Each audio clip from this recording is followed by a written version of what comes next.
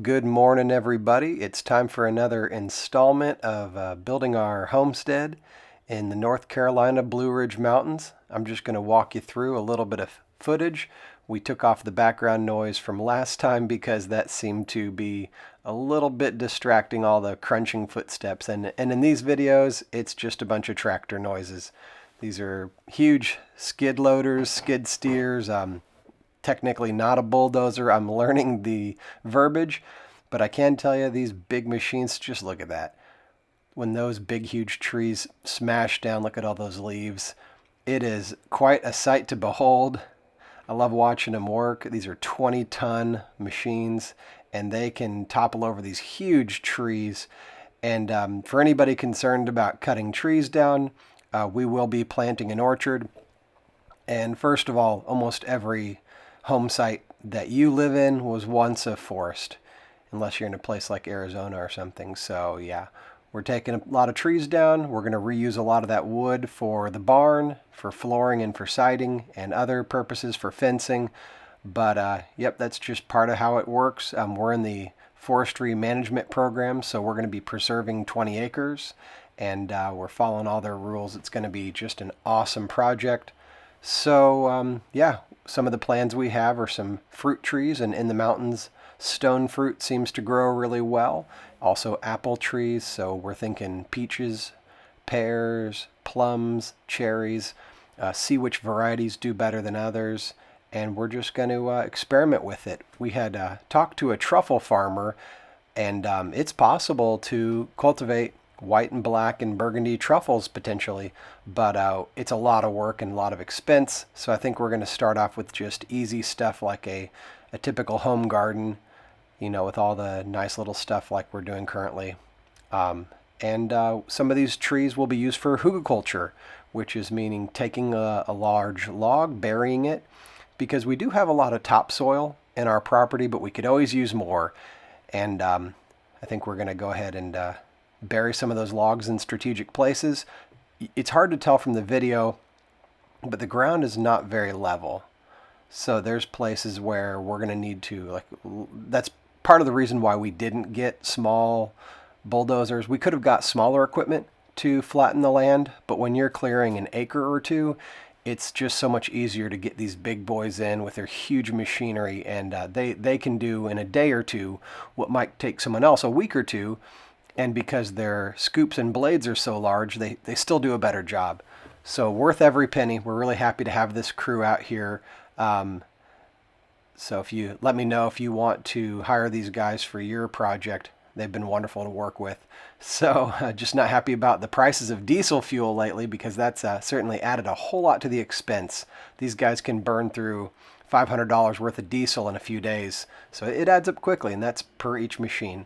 So here's the build site. We're going to kind of pan back and show you some more of what it looks like. There, again, watch him. He's taking out this monster tree.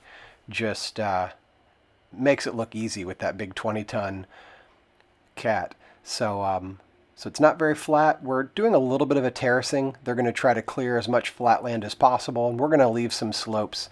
And I think in the next week or two, even though it's the summer, we're going to get down some mulch, some lime to correct the pH, because the soil is acidic, and a lot of pH can be acidic in mulch as well.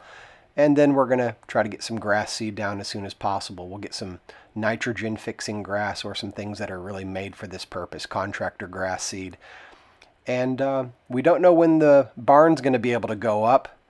Oh, there's the original entrance. So you can see, again, the video doesn't do it justice. It's actually quite steep right there.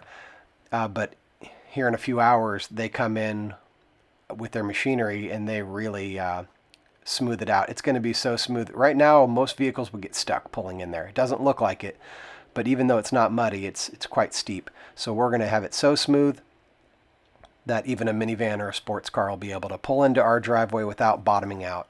So we're really lucky to be on a paved road. That's a little better angle. You can see from top to bottom there. It's a bit of a walk. The pictures make it look flat. So they did a great job of stacking the logs. That's not the final location, but we are going to sell off some of that timber.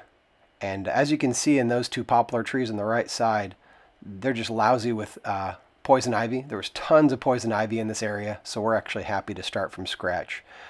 They're taking that there and just trying to shake all the dirt off of the stumps, and it's so awesome to watch this guy just yank a 100-year-old tree stump out of the ground and flick it into a burn pile.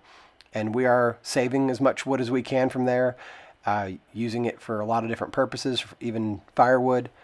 And they're smoothing out. Today they're in there smoothing it out. So now this is the trail. If you watched the video last week, this is the trail that I walked down. Now we're going to turn around, and you can see how they've smoothed it out with one of their cats.